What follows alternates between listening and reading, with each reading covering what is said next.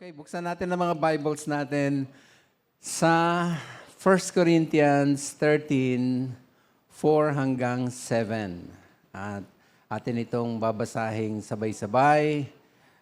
Buksan din ninyo sa inyong mga dalang Biblia anumang version o translation nang sa gayon mas maunawaan pa natin sa iba't ibang render. Bilang paggalang sa pagbabasa, hiling kong tumayo po tayong lahat. At bago natin basahin, sabihin natin sa mga katabi natin, pagpapalain ka ng Panginoon. Alright. Matapos mabasa, please remain standing at ating hihilingin sa Panginoon yung wisdom. Okay. 1 Corinthians 13, 4 hanggang 7, New International Version. Handa po? Basa. Love is patient.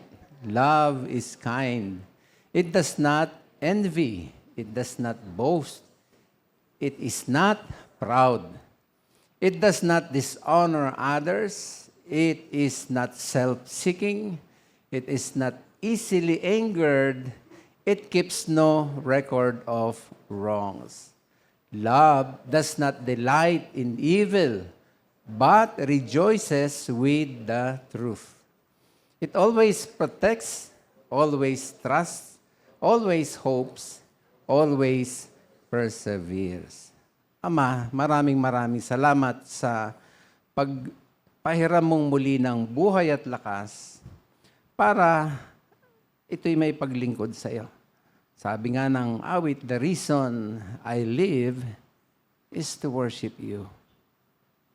Bayaan mo na sa paglapit namin sa iyo na hindi lamang taglay ang mga papurit pasasalamat, kundi ang marinig ka namin, ang ma-experience ka namin.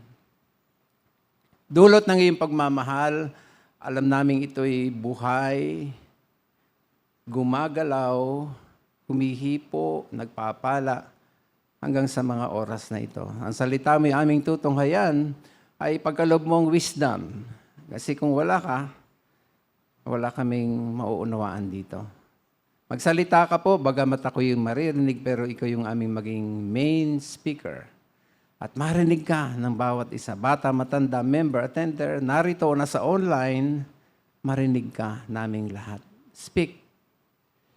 At makikinig kami at magpapailalim sa power at authority ng iyong word. In Jesus' name, Amen. Salamat.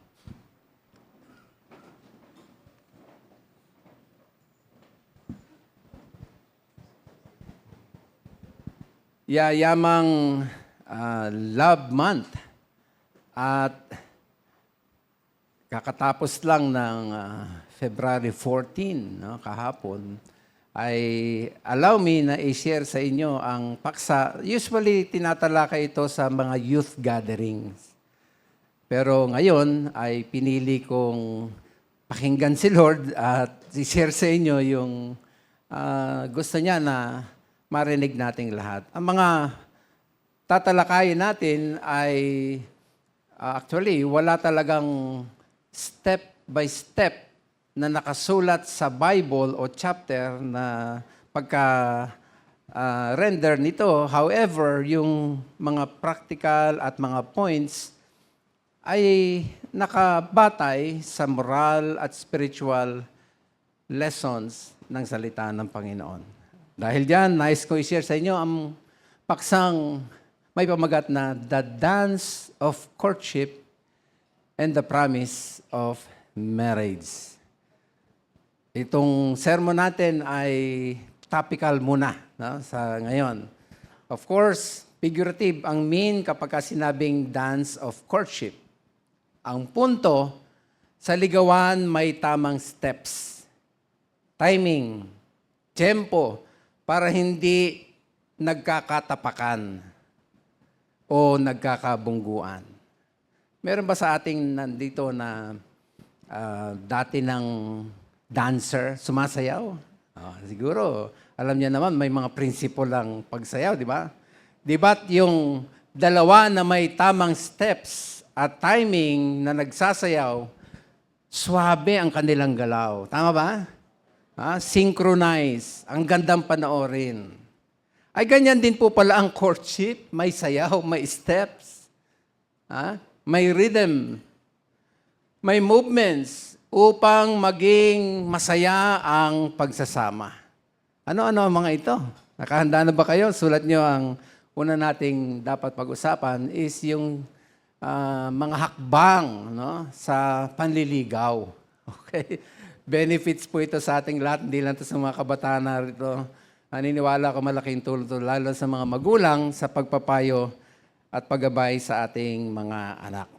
Steps of courtship.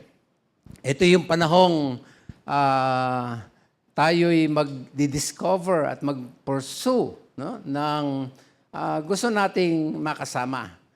Panahon ito ng paghahanap, pagtutuklas, at paghabol dulot ng pag-ibig na umiiral. Ano ba eksakto ang ibig sabihin ng courtship? Sa online dictionary, ito ang aking nakita, ang ganda ng pagka-render. Sabi, courtship is the period of romantic pursuit, relationship building, and mutual evaluation between two people. May ginuhitan ako na gusto kong bigyang diin. Ang ganda eh. Kasi sabi, with the goal of leading to what? Marriage or long-term commitment. Di ba? Ang ganda, no? Unlike casual dating, ang courtship ay nagbibigay diin sa paghahanda for lifelong partnership. Na ang focus ay yung qualities ng character, ng faith, ng family, compatibility, rather than just physical attraction. Okay? Maliwanag po ba? So, in short, ang pagkakaiba ng courtship sa dating, dating kasi is more casual and exploratory. While ang courtship, structured, goal-oriented towards commitment. So, pag sinabing courtship, hindi pala yun yung pa-cute-cute na lang. Okay? Hindi yun pa-pogi points. Merong goal. Sabi mo sa iyong katabi, merong goal. Yan. At yun ay ang magkaisa, ang kalooban ng isa't isa, at upang magwakas yan sa kasalan. Yun yan eh. Siyempre, pag-ibig pa rin ang basis, no, ng panliligaw. Huwag kang manligaw ng walang pag-ibig. Okay? Now, dapat po nating maunawaan na hindi lahat ng estratehiya, makinig, hindi lahat ng estilo ng panliligaw ay meron ng magandang maidudulot at matutuwa ang Panginoon. Ano ibig sabihin, Pastor? Meron kasing tinatawag na unhealthy foundation ng courtship. Ano ba yun, Pastor? Ito, makinig. Una, no, yung tinatawag na unhealthy courtship, foundation ng courtship, yung tinatawag na crush. Okay? Now, linawin ko po. Hindi masama ang crush. Lalong hindi kasalanan yung crush o paghanga per se. Now, bakit hindi magandang gawing foundation ng crush o sa panliligaw? No? At bakit unhealthy na maging basihan mo ang yung ikay humahanga o ikay magmamahal? Bagamat ang crush ay admiration, makinig, usually physical ang focus. Yun, doon siya nagkakaroon ng problema. Pag yan ang basihan. Tulad halimbawa nung, ang ganda-ganda ng kutis niya. Ang ganda ng kanyang mga mata. Yung mga pilik mata niya eh. Talagang ang hahaba. No? Ang ganda ng kanyang ilong. Crush na crush ko yung ilong niya. Ang ganda ng kanyang labi. Di ba? Humahanga ka sa nakikita mong panglabas. Yun ang crush. Okay? Sabi ko nga, walang masama ang humanga. Lahat tayo nilagyan ng Diyos ng appreciation, no? Pag-appreciate sa nakikita, bagay o kaya tao o anumang nakikita natin sa kapwa. However, kung magiging batayan mo yan para sa iyong pagmamahal at panliligaw, mababaw. Okay? Mababaw ang pundasyon. So, courtship o love should not come only from crush o kaya infatuation. Tandaan natin yan. Kasi shallow, no? Temporary na foundation siya. Kanya, hindi na nakapagtataka pagka puro crush ang gagamitin mong batayan para ikay magmahal at manligaw, kadalasan nauuwi sa pagkakasala, flesh. Kasi panlabas ang focus eh. Okay? So dito na tayo pupunta sa pangalawang maling pundasyon ng courtship, yung tinatawag na sexual desire. O makinig lahat, mga kabataan lalo. Etong realidad, at huwag niyo pong masamain ang aking sasabihin. Meron lang kasing katotohanan. May dalawang born-again Christian na nag-uusap. Ang sabi nung isa, yun ang ligawan mo, ang ganda ng hugis ng katawan. May pito pa niyo, wait. Kasi gano'n pa yun. Sagot naman ng isa, ito, huwag niyo masamayan ha. Realidad lang ito eh. Sagot naman ng isa, mas gusto ko yung hugis nung nasa dibdib. Wow, grabe. Born again Christian yan. Ano ba naman yan? Ganon ang kanilang pag-uusap. Ang babaw ng kanilang foundation. Unhealthy. Kasi panglabas. Sabihin mo sa iyong katabi, unhealthy. Lalo na sa buhay pananampalatayang Kristiyano. Alam nyo, totoo po yan. May mga talagang nangliligaw dahil lang sa lust. Alam nyo ba yan?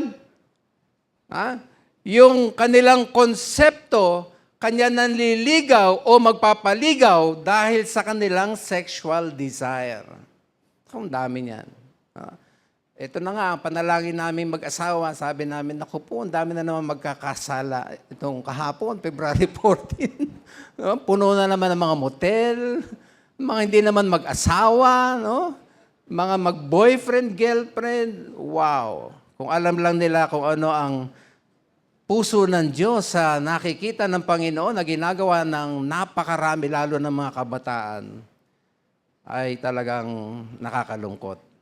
Proverbs 6:25.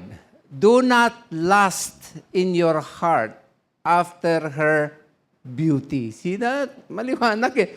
Panglabas. Huwag yun ang focus. Or let her captivate you with her eyes. Romans 13:14. Rather, clothe yourselves with the Lord Jesus Christ and do not think about how to gratify the desires of the flesh. Pwede ba sabihin natin sa harap, likod, gilid, ingat. Okay. Ako, maniwala kayo. Si Samson, pinakamalakas sa buong mundo, sa nilalang. Wala pang nag-break ng record ng kalakasan ni Samson. Tama ba? Ay, saan siya naging mahina? Ayun, di ba? Kay Delilah. So, walang malakas dyan, mga kapatid. No? Pag hindi ka nakinig sa Panginoon Diyos, talo ka. Mas maganda kay Lord dahil pag na kay Lord, panalo ka. Okay? So, hindi dapat last ang batayan ng courtship. It must not be selfish motives na gusto mo lang makuha yung gusto mo. Daming ganyan. Pag nakuha na yung gusto, iwan na. Hindi napapansinin, hindi nakakausapin, makikipag-break, lipat sa iba, tikim naman sa iba. Wow. Nakakalungkot, di ba? Dapat lahat na manliligaw, meron talagang magandang dahilan. Amen ba mga kabataan? Na parang sa ilong lumabas yung amen. Para hindi bumbuo Dapat, ulit ko, meron talagang magandang dahilan ng pangliligaw, and that must be love na binigay ng Lord sa bawat isa sa atin. Pwede ba palakpakan natin si Lord? Yayamang mga hakbang ang ating mga pinag-uusapan sa panliligaw. Puntahan natin letter C. Kailan ba yung tamang panahon na ang mga kalalakihan ay magsisimula ng manligaw? Ayan, no? Kailan daw pwedeng manligaw, no? Hindi pinag-uusapan ng edad, no, sa puntong ito. Madalas kasi yan itanong, lalo na pagka-camp. Naku, walang camp na hindi tinanong yan. Kailan ba pwedeng mangligaw ang isang babae? Tumanggap ng ligaw ang isang babae. Ako po'y naniniwala na mas magandang dapat itanong sa halip na kailan, ay mas magandang itanong, ano ba talaga yung layunin, bakit ka mangliligaw? Di ba yun ang mas dapat na isa puso, no? Bago ka manligaw, tanongin mo na sarili, bakit ako manliligaw? Ano yung purpose? Ano yung layunin? Kanina sa online definition ng courtship, malinaw True courtship must have marriage in mind. Therefore, sulat nyo, una, bago ka manligaw, make sure na ang talagang gusto mong mangyari sa buhay, papakasalan mo yung liligawan mo. Yan. Yan. I imagine, dictionary, ang taas-taas ng pagtingin sa courtship. Ay di lalong tayong dapat na mga Kristiyano, dapat mas mataas ang pagtingin natin sa ligawan. At kung binibigyan din ng dictionary na ang courtship should lead to marriage, higit na tayong mga mananampalataya, ang dapat goal talaga natin sa ligawan, marriage. Sige po, palakpakan si Lord, huwag itipirin. Hindi yung para lang meron kang kadate tuwing Valentine's Day. Ang babaw naman. Gusto lang may kadate. At hindi rin yung para lang hindi ka nahuhuli kasi lahat ng mga kaibigan ko, may boyfriend, may girlfriend, ako na lang wala. Parang, yung bang dahilan? Dahil nahuhuli ka lang? Sabi ng isang pastor, kanya daw nanliligaw ang ilang mga kabataan kasi gustong-gusto nila yung meron silang ka-HHWW. Ano yung ka-HHWW? Holding hands while walking. Para ba ang cute tignan, no? May ka-holding hands palagi. Lahat yan, mga minamahal, lalo mga kabataan, mababaw na dahilan sa pangliligaw. Tandaan natin yan. Mababaw na dahilan yan. Ang godly foundation na panliligaw, yung liligawan mo, siya yung gusto mong pakasalan. Maka-Diyos yun. Okay? Alam nyo, meron mga nagsasabing mga lalaking, hindi ko nga yan intensyon. Anong intensyon mo? Ba't ka manliligaw, di ba? Kung hindi mo gustong pakasalan. Ay, para lang maging girlfriend ng 1 month, o kaya semestral, wag ganyan. Hindi ganyan ang gawain ng mga Kristiyano. Amen? Tandaan na natin niya, itatak natin sa puso't isip natin. Dahil ganyan dinesign ng Diyos talaga. Aralin yung Genesis hanggang Revelation na ang pangliligaw ay may step. Buti po yung ibon Ang galing ng pagka-design ng God Nagsasayaw. Ang galing magsayaw, no? Bago niya i-mate. Si Lord nag-design nun. Banal yun, yung design na yun. Walang kasal sa kanila, pero ang galing ng Lord talaga May steps, may tamang step. Ay gayon din sa atin, no? Ang unang step, make sure yung goal, papakasalan, yung liligawan. Kayo mga dalaga, bakit kayo nakipagnobyo? Yan bang lalaking sinagot nyo ng oo, handa kayong pakasalan? Baka hindi nyo pa natanong sa sarili niyo yan. Tanungin nyo na inyong sarili, bakit ko nga ba siya sinagot? Oh.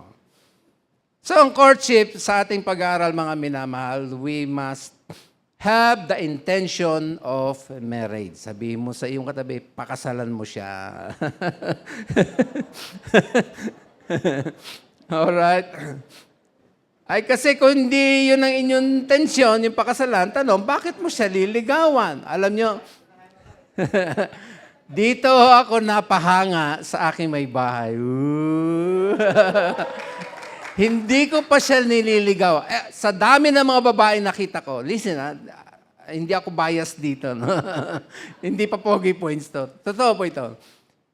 Hindi ko pa talaga siya nililigawan o may nararamdaman. Vocal po siya talaga ng kanyang sinasabi. No? Ang sasagutin ko ay yung pakakasalan ko. Wow!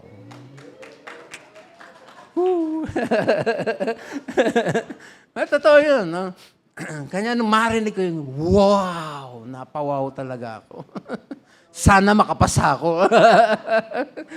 Imagine, no? Prinsipyo niya sa buhay, ang sasagutin ko ay yung pakakasalan ko, yung gusto kong maging tatay ng aking magiging anak. Totoo yan, sinabi niya. Vocal siya yan. Ha?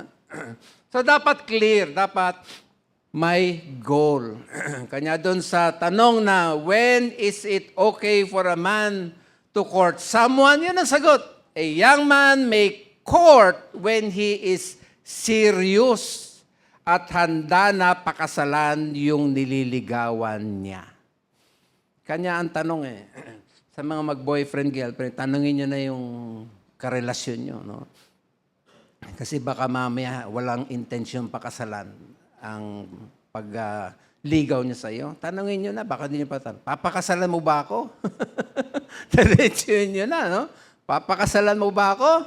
Ayan. Ha? Make sure, no? Sa mga dalaga na mag-entertain ng suitor, listen, ha? Ikaw at saka yung suitor mo ay dapat maging willing na mauuwi sa kasalan ang patutunguhan ng inyong relationship. Siguruhin nyo yan. Okay?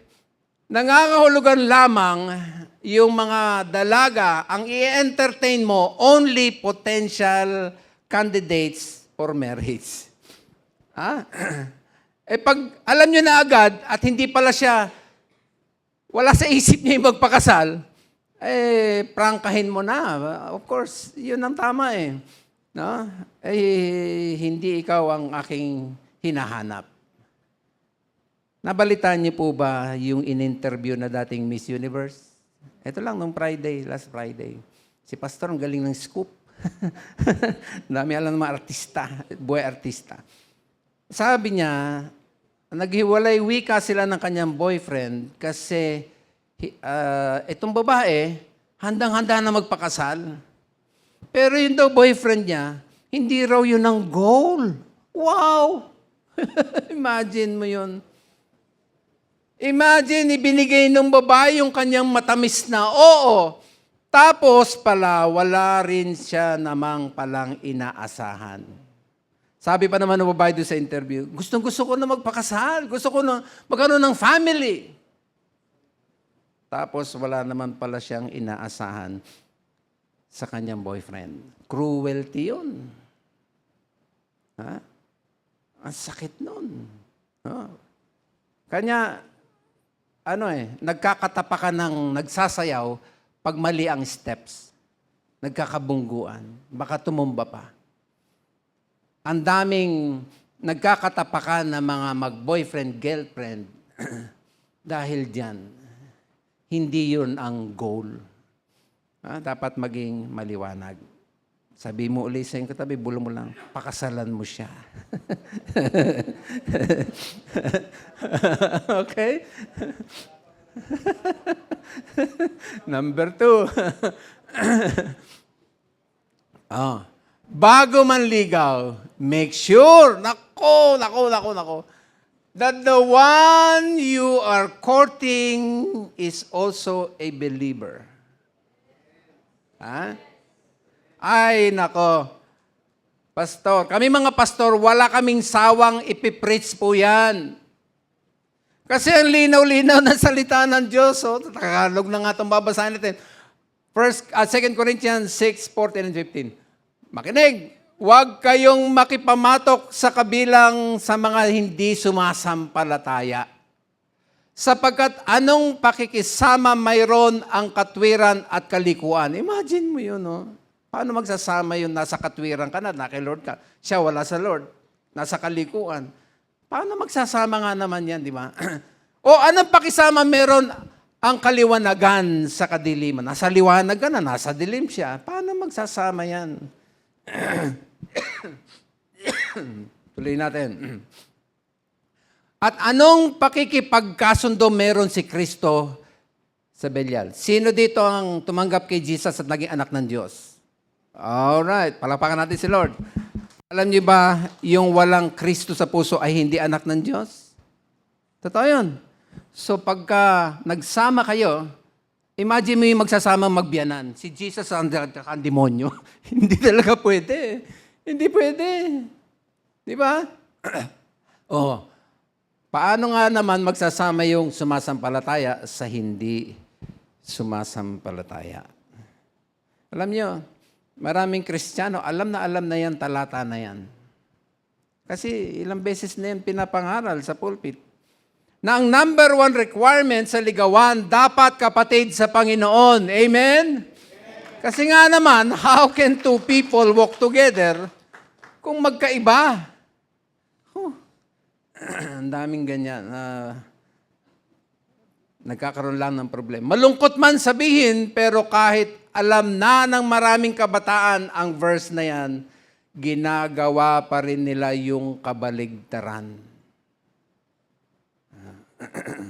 Sakit ba? I tell you mga kabataan, kaya kong maglahad ng listahan ng mga kakilala ko na alam nila yung 2 Corinthians 6:14 and 15, pero nakipagsapalaran pa rin sila. Mas pinili pa rin nila yung udyok ng kanilang puso. Hindi nila pinakinggan yung udyok ng banal na espiritu, yung udyok ng salita ng Diyos, at ngayon, nakalubog sila sa kalungkutan. Totoo po yan. Isipin nyo maigi. Everybody look at me and listen good. Susawayin mo yung utos ng Diyos, tapos aasa ka na maging masaya? Pwede ba yun?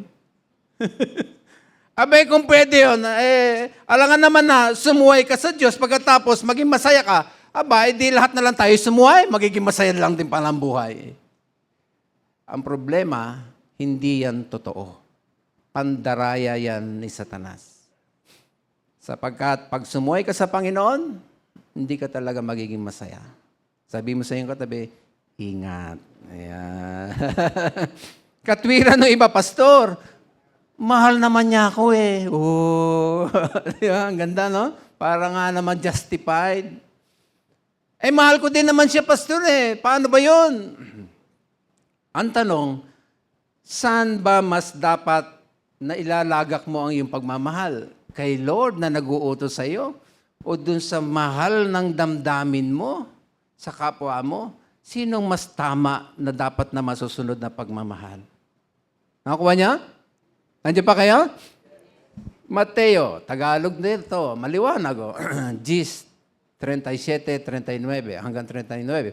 Ang umiibig sa kanyang ama o ina. Ito, kadugo pa ito Sabi ni Jesus, ang umiibig sa kanyang ama o ina nang higit sa akin, sabi ni Jesus, ay hindi karapat-dapat sa akin. Kung mas mahal mo yung magulang mo kaysa sa akin na Panginoon na naglalang ng buhay mo, hindi ka karapat-dapat sa akin.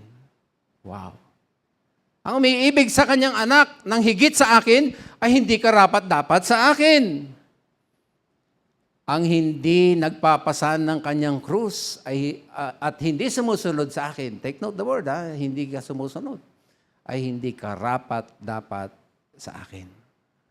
Di ba nakakahiya kay Lord, no? Yung masinunod mo yung gusto mo kaysa sa gusto niya?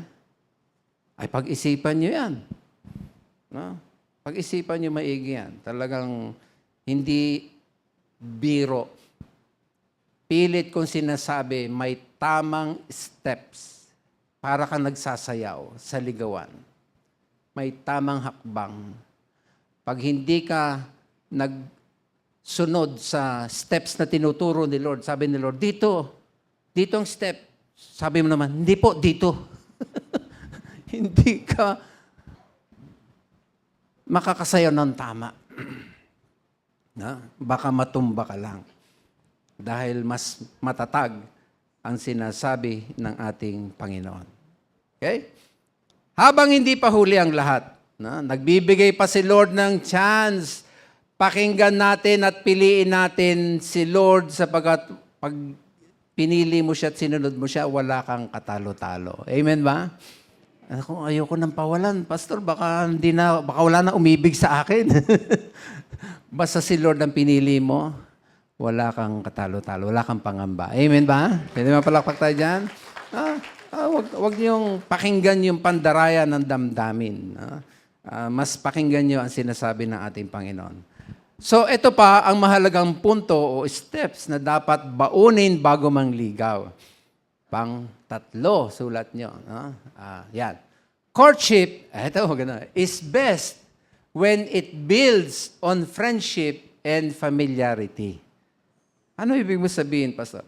Ako po'y naniniwala ng pinakamagandang courtship, magkaibigan muna kayo dati. O kaya, maging magkaibigan muna kayo. Ano bang ibig mo sabihin dyan? Yun bang friendship lang talaga? Yung walang ibang motibo, walang ibang malisya.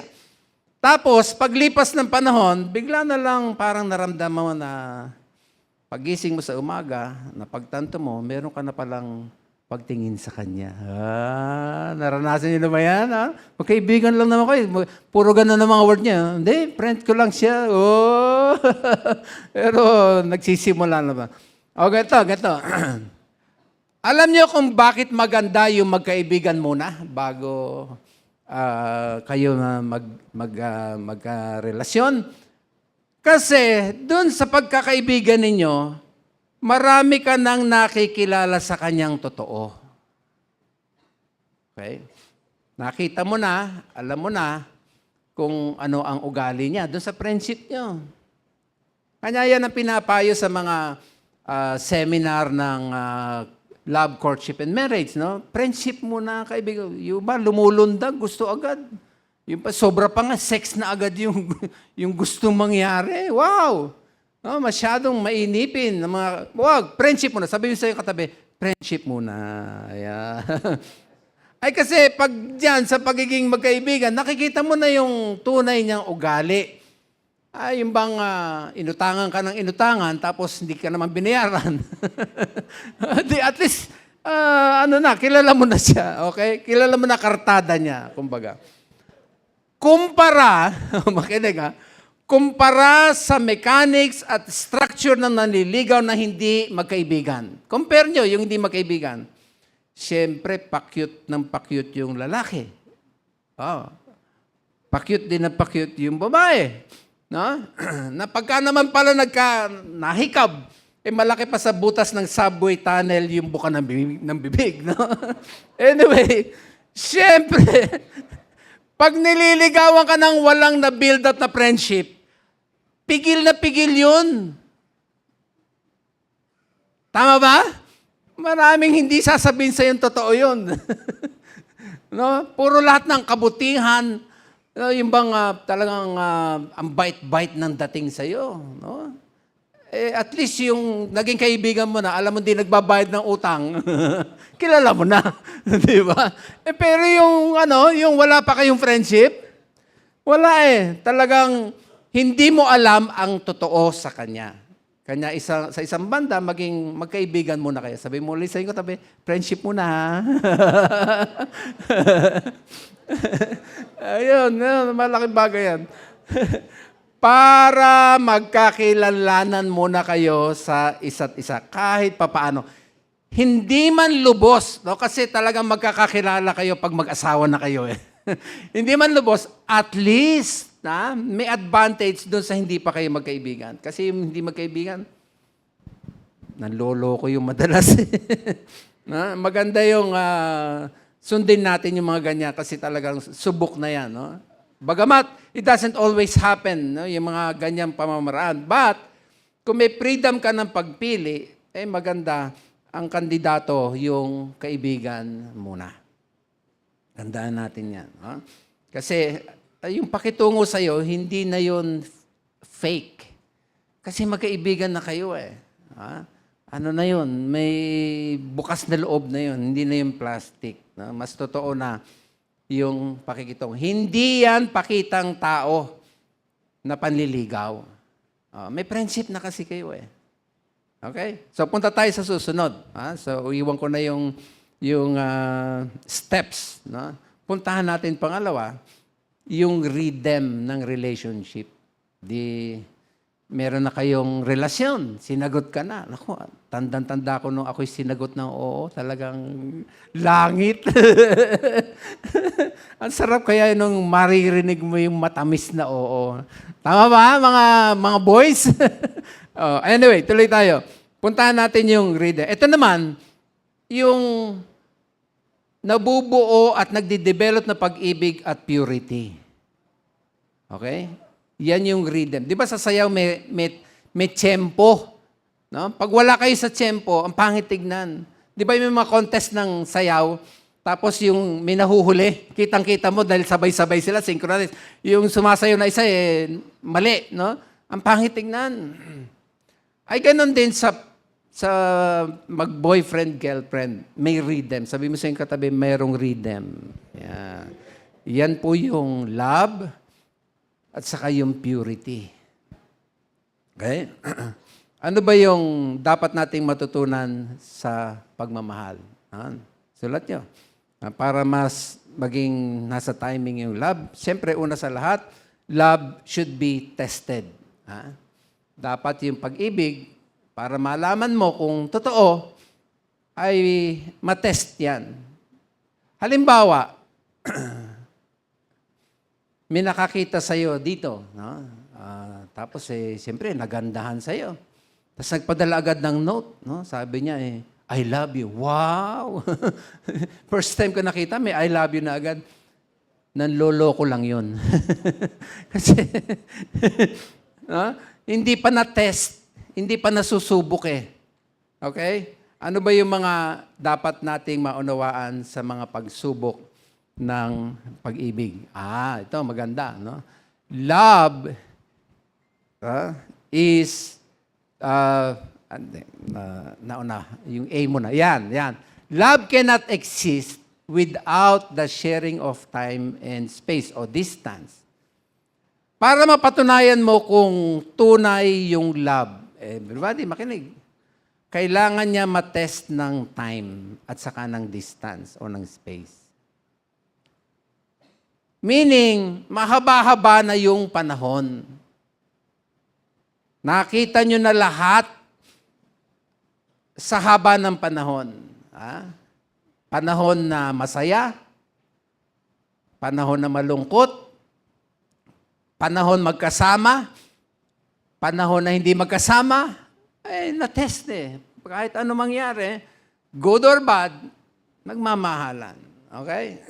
Pag wala, absent, kung talagang mahal mo, andun pa rin yung pag-ibig. Okay?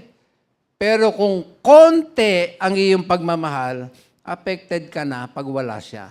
Ganon yun. Natetest ng time and space, no? Ng distance. Okay? So, nananabang yung pag-ibig mo kasi laging wala eh. Wala naman eh.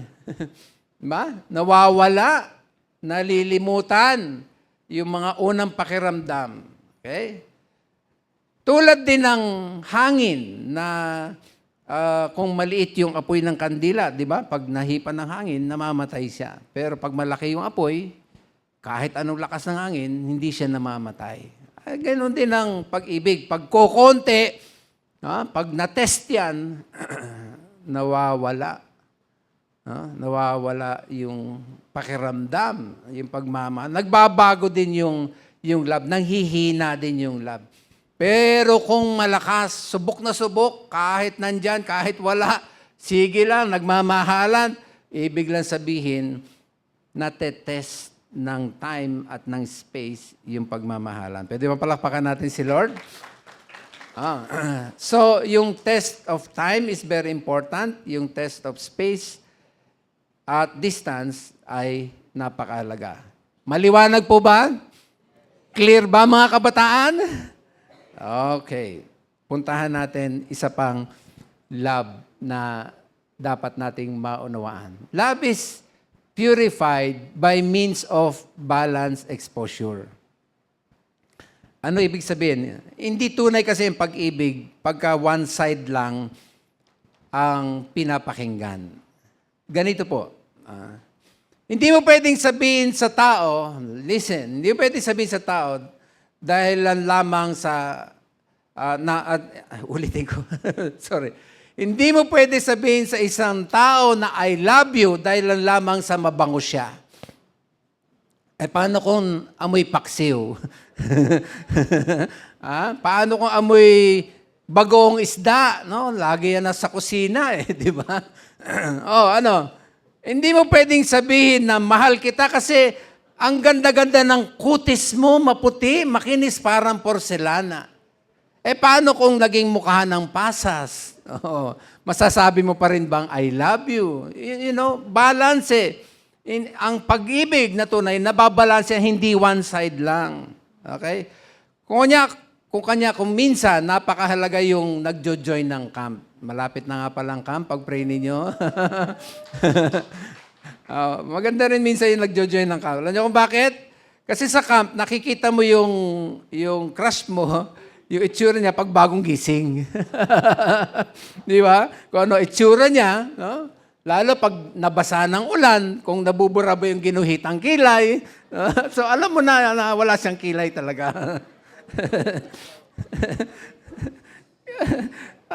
Kanya yan sa camp, no? Ito pa, sa camp, hindi mo naman alam, hindi magkasama sa isang cabin yung crush mo, no? Siyempre, hiwalay yung lalaki sa babae. Ang dating pa naman ng lalaking crush mo, parang Prinsipe Adonis. Wow, talagang sobrang, parang mala-artista sa'yo, no? Pero hindi mo alam, pagkagabi, tinatanggal niya pala ipin niya, binababad sa baso.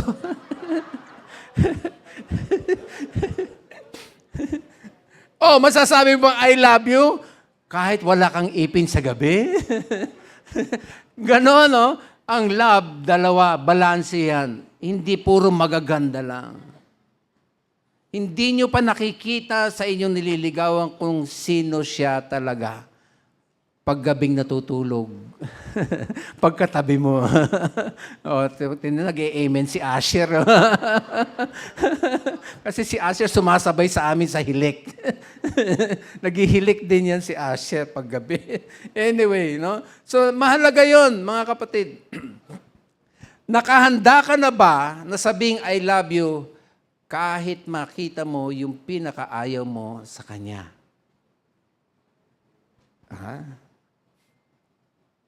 Paano kung nangungulubot na?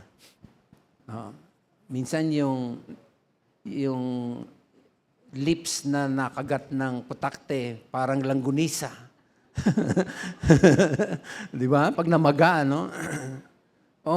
Masasabi mo pa bang, yung dating sinasabi mo, korting puso yung lips niya, kras na kras ko. Pagkatapos nakita mong para na siyang langgunisa. Masasabi mo pa rin bang, I love you. Balanse. Di ba?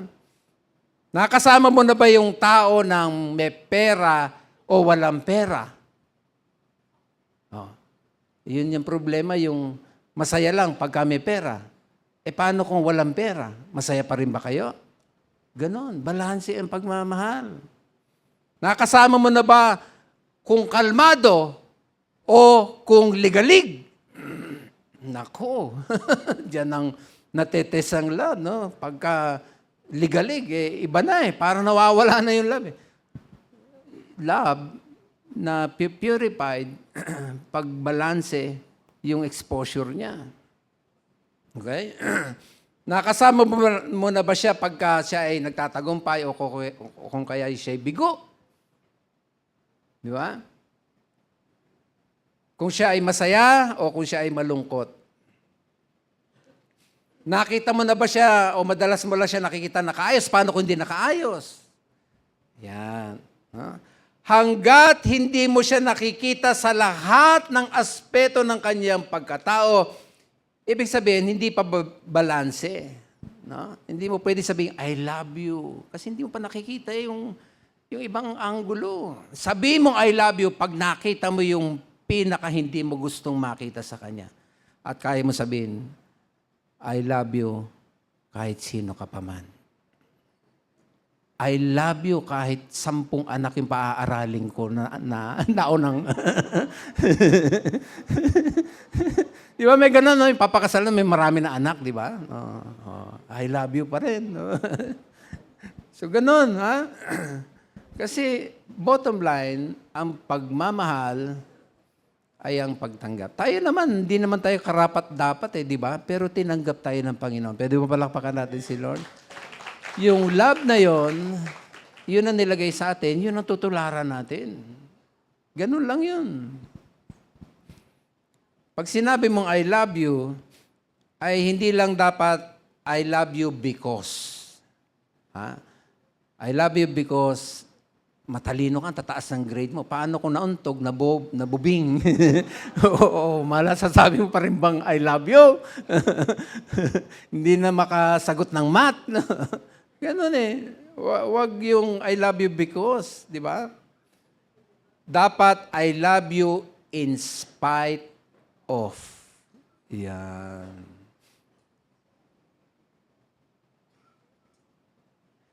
Minsan akala no isa, napaka-conservative na babae kasi ang haba ng suot.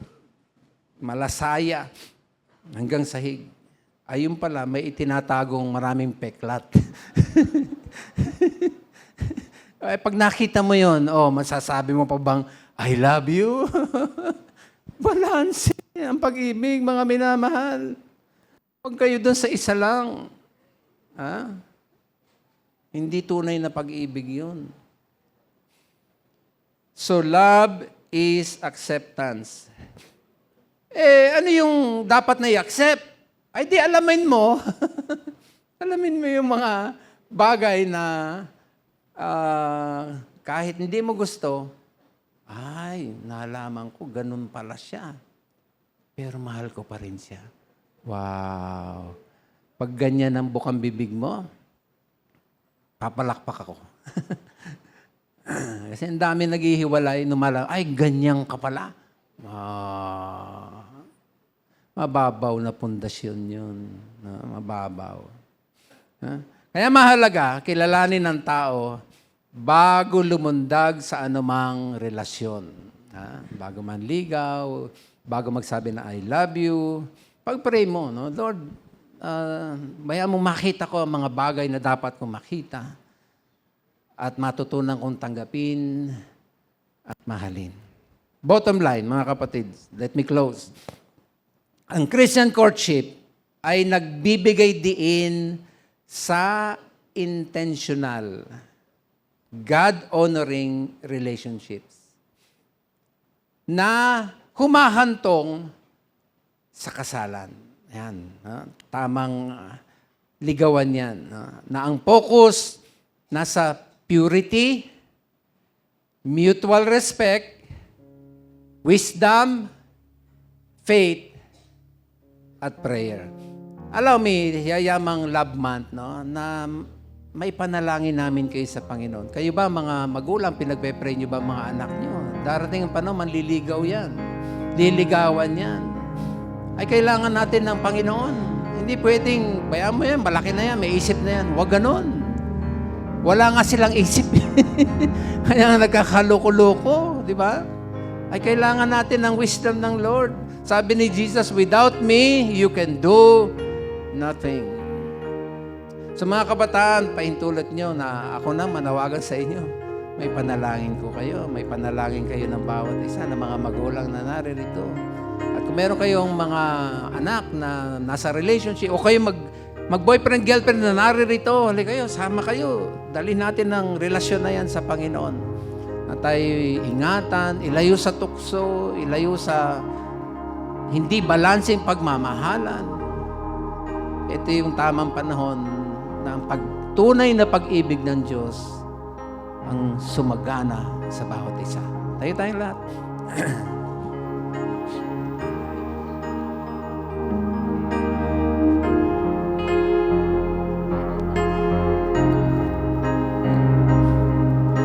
Awitin natin ito. Pamunahan tayo nating worship.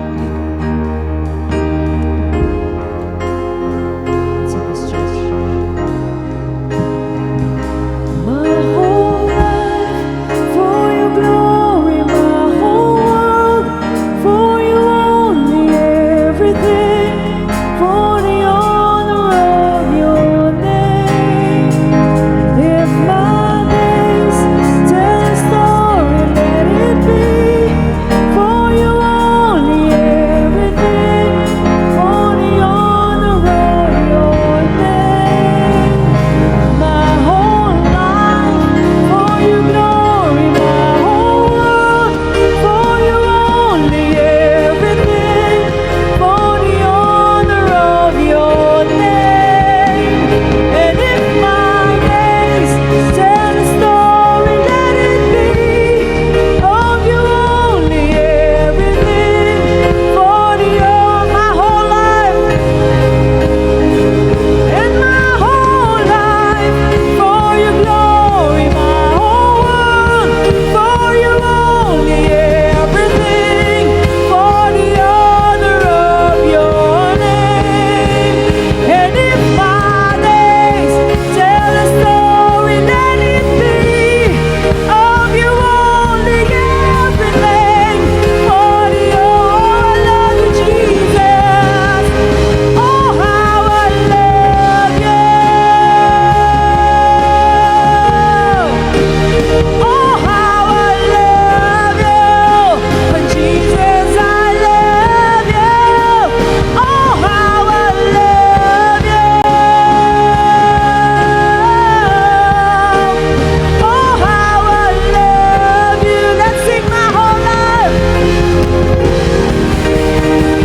And my whole life for your glory, my whole world for you only, everything for the honor of your name. And if my days tell a story, let it be of you only, everything for the honor of your my whole life. And my whole life for your glory, my whole world for you only, everything for the honor of. I live to bless you, Lord. Tell the story, let it be of you only, everything for the honor of your name.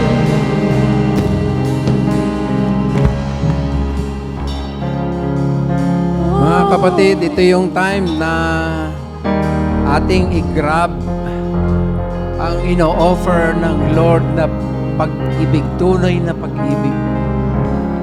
Lalo na sa mga relasyon, mag-asawa man, mag-boyfriend, girlfriend man, o gusto mong ipanalangin yung tamang steps na yun ang iyong malakaran. I don't know, kung ano man ang gusto nyo ilapit sa Lord, napakagandang oras ito. Ating pagtiwalaan ang pag-ibig ng Panginoong Hesus na kanyang ibig ibuhos at maranasan natin lahat. Sa inyong gustong lumapit sa Panginoon, di ko lang kung ano gusto yung sabihin sa Kanya at ilapit sa Kanya. Di kayo, sama-sama tayo dito sa harap. At lalo sa mga kabataan, allow me na maipanalangin namin kayo. Kailangan nyo ng panalangin.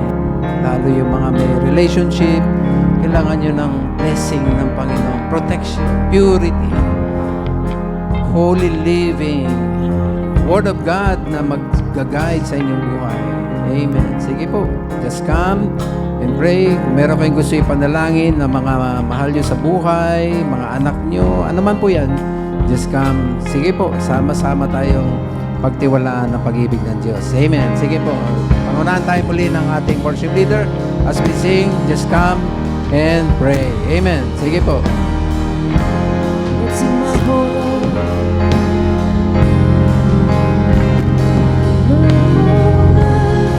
For your glory, my whole life. For you only everything. Sige lang po. Lapit lang.